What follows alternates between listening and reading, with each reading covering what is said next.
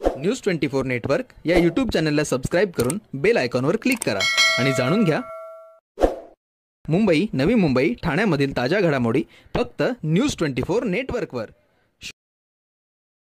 बदलापूरमधील एका नामांकित शाळेमध्ये 3.5 वर्षाच्या मुलीवरती लैंगिक अत्याचार केल्याची घटना समोर आली आहे। या घटनेच्या विरोधात बदलापूर बंदची हाक देण्यात आली। संतप्त पालकांनी शाळेच्या गेट समोर आंदोलन केले, तर बदलापूर वासियांनी रेल्वे स्थानकावरती आंदोलन करत पोलिसांवरच दगडफेक केली।